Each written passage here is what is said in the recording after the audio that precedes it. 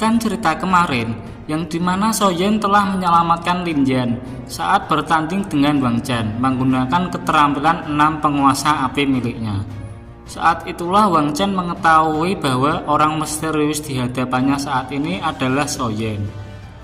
Dari bangku VIP, Lee Junze pun mengeluarkan ekspresi serius dan menyuruh Fetian untuk menangkap Soyen. Feng Xingze yang melihat Soyen memiliki cincin penyimpanan Abah Yolo langsung turun ke arena menanyakan hubungannya dengan pemilik cincin tersebut. Bagaimana kelanjutan ceritanya? Langsung aja kita gaspol.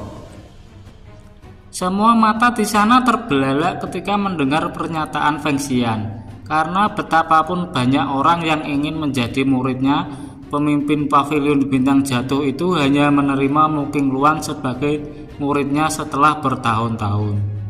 Ini pertama kalinya si elit Dosun terkuat dari 4 pavilion itu meminta seseorang memanggilnya guru. Berhubung Feng Xian sudah mengetahui identitas Soyen serta hubungannya dengan Yolo, tanpa banyak babi bu, Feng Xian langsung mengajak Lee Junze bernegosiasi,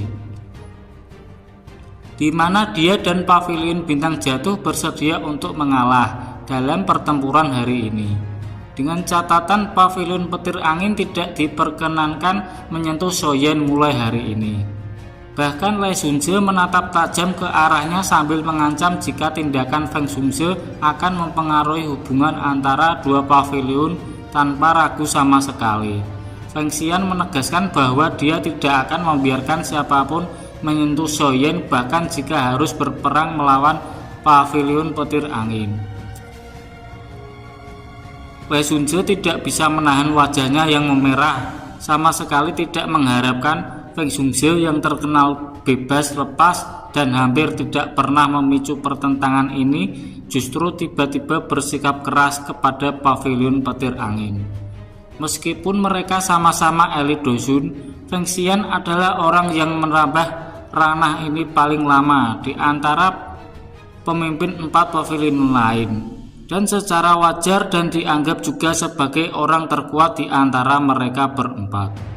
Karena itulah Lee Junze tidak bisa bersikap gegabah dan menjelaskan lebih jauh tentang masalah antara pavilion petir angin dengan Soyen, di mana diam-diam telah mempelajari gerakan 3000 petir dan bahkan telah mencuri metode pelatihan untuk berlatih tubuh ilusi 3000 petir milik pavilionnya. Meskipun dia sangat menghormati Feng Xian, masalah ini bukanlah sesuatu yang bisa dihentikan begitu saja, meskipun dengan perintah tegas dari sang pemimpin pavilion petir angin. Namun ekspresi Feng Xian sama sekali tenang, karena bahkan jika Soyen adalah orang jahat, hanya dengan fakta bahwa pemuda itu adalah murid Yolo, Feng Xian akan tetap melindunginya setengah mati. Soyen tentunya tidak terima kalau dibilang mencuri, karena gerakan 3000 petir adalah sesuatu yang memang dia dapatkan secara tidak sengaja, dan tubuh ilusi petir adalah sesuatu yang dia dapatkan setelah dikejar-kejar setengah hidup oleh para elit Dosong yang dikirimkan pavilion petir angin. Jari Lee Junze dengan lembut mengetuk sendaran lengannya sebelum akhirnya menghela nafas, meminta Feng Xingze membiarkan Fetian dan Soyen menyelesaikan ini dalam duel 1 lawan 1. Feng Xingze auto mengelakkan kepala sambil tertawa, mengingatkan semua orang bahwa ada jarak terlalu besar antara senioritas Fetian dan Soyen. Jadi kalau pavilion petir angin benar-benar membiarkan kepala pavilion petir angin utara itu untuk bertindak, maka sama-sama saja Lee Junze telah mengizinkan kadernya untuk menindas yang lemah. Wajah Lee Junze sangat tenggelam saat menderita penolakan dari Feng Xian dan menyatakan bahwa dia tetap tidak akan melepaskan Soyen begitu saja. Ketika itulah Jian Junze tersenyum dan memberikan saran di mana daripada membuat Feng Xian yang jauh lebih senior melawan Soyen, pavilion petir angin bisa meminta seseorang dari generasi muda untuk menggantikannya. Lee Junze langsung paham jika Jian Junze menyarankan Feng Jing'er untuk baku hantam dengan Soyen. Dan meskipun awalnya dia ragu, kepala pavilion petir angin itu juga yakin jika muridnya yang bukan ahli biasa pasti akan bisa mengalahkan Soyen. Akhirnya Lee Junje menantang Soyen untuk baku hantam dengan Feng Jing'er dengan cara tidak boleh menggunakan bantuan kekuatan spiritual di tubuhnya. Feng Junje ragu sejenak saat mendengar tantangan Lee Junje karena dia juga menyadari bahwa Feng Jing'er bukanlah orang biasa, di mana bahkan Muking Ruan bukanlah tandingannya di antara generasi muda. Sementara Feng Junje ragu-ragu, Feng Jing'er di tepi stadion dengan lembut menggeser kakinya memasuki arena dan mengulang tantangan gurunya secara langsung dengan meminta Soyen melawannya. Soyen tersenyum mendengar tantangan Feng Jing'er kepadanya. Soyen tentu menyadari situasi sulit yang dihadapi Feng Jing'er untuk melindunginya, dan oleh karena itu dia tidak bisa membuat Yolo kehilangan wajah di depan temannya sendiri sebelum dengan lantang dan penuh kebanggaan menerima ajakan baku hantam Feng Jing'er kepadanya. Feng Junje sempat terkejut, was-was saat mendengar Soyen menerima tantangan Feng Jing'er tanpa rasa takut. Namun Feng Xian akan mempercayai penilaian Yolo dengan memperingatkan Soyen untuk berhati-hati, karena seharusnya Feng Jing'er juga telah memasuki ranah dosong. Apalagi dengan teknik tubuh ilusi petir, Feng Jing'er mampu menciptakan sebuah avatar yang membuat kekuatannya melebihi dosong bintang 1 biasa. Informasi bahwa Feng Jing'er telah berhasil menciptakan avatar memang membuat Soyen terkejut. Tapi Soyen juga memiliki harga dirinya, dan meskipun Feng Junje akan melakukan yang terbaik untuk melindunginya, Soyen juga merasa perlu menunjukkan yang membuatnya layak dihargai oleh orang lain. Karena itulah sekali lagi dengan penuh kebanggaan, Soyen melangkahkan kakinya pada udara kosong, menatap tajam-tajam pada Feng Jing'er yang menunjukkan raut keangkuhan, sebelum menarik balok penguasa hitam besarnya hingga membuat aura mencekam mulai menyelimuti bagian dalam stadion. Feng Jing'er telah sejak lama dikenal sebagai generasi muda paling brilian di antara 4 pavilion hingga saat ini. Bahkan dikatakan mampu seri bertarung dengan elit dosong bintang 2 yang setara dengan Yun Chan ataupun kepala sekolah akademi Jianan, hanya dengan kekuatannya yang masih di puncak kelas Do Huang. Namun reputasi Soyen bukanlah sesuatu yang bisa dianggap remeh. Pemuda anta beranta itu telah membunuh Shen Yun dan Hong Tianzhao yang merupakan ahli kelas dosong asli, serta dengan paksa menghancurkan formasi 9 penjara petir surgawi yang didirikan oleh 3 tetua agung pavilion petir angin. Juga mampu melarikan diri dari ketua pavilion petir utara Fetian meskipun dengan bantuan tubuh spiritual Tianhuo. Karena itulah pertarungan ini pada akhirnya membuat darah semua orang di stadion mendidih, memahami bahwa mereka akan segera menyaksikan pertempuran 2 ahli yang mewakili kekuatan pertempuran tingkat puncak antara generasi muda di wilayah utara. Di sisi lain, Fetian kembali ke kursi dengan raut hijau karena kesal membuat Lee Junje bergumam memintanya untuk berhenti marah-marah karena Feng Jing'er telah berjuang menggantikan dirinya, sekaligus membantu kepala pavilion utara itu untuk menghindari reputasi buruk. Fetian masih merasa kesal dan mengutarakan protes sebelum Lee Junje mengingatkan bahwa memulai perang dengan pavilion bintang jatuh jelas bukanlah sesuatu yang menguntungkan mereka. Namun Lee Junje juga menenangkan Fetian karena dia telah menginstruksikan Feng Jing'er untuk mengeluarkan serangan terkuat jika memiliki kesempatan. Karena tanpa bantuan tubuh spiritual di dalam dirinya, Soyen bukanlah tandingan Feng Jing'er, di mana gadis itu sebenar-benarnya memiliki latar belakang yang menakutkan. Feng Jing'er mengangkat mata cantiknya untuk menatap Soyen yang auranya memang telah jauh lebih kuat dibandingkan saat pertemuan mereka di Gunung Mata Surga. Meski begitu, Feng Jing'er sama sekali tidak merasa terintimidasi karena baginya Soyen tidak lebih kuat daripada kultivator elit yang hanya mengandalkan kekuatan orang lain untuk menyombongkan diri. Namun setelah diperiksa sedemikian rupa, Soyen masih bersikap tenang sebelum tanpa bajingan mengungkapkan keterkejutannya setelah mengetahui bahwa Feng Jing'er sebenar-benarnya adalah cowok yang judes. Perasaan dingin melonjak di wajah Feng Jing'er saat mendengar balasan perkataan Soyen.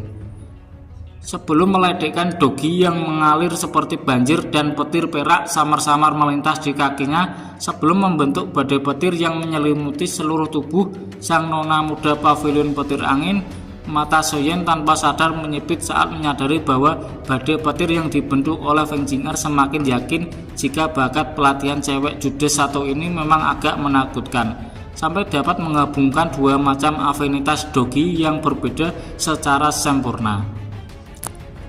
Meskipun begitu, Soyen juga memiliki mantra api yang saat ini berada di tingkat terendah, namun dapat bersaing dengan teknik Do tingkat menengah yang amat kuat.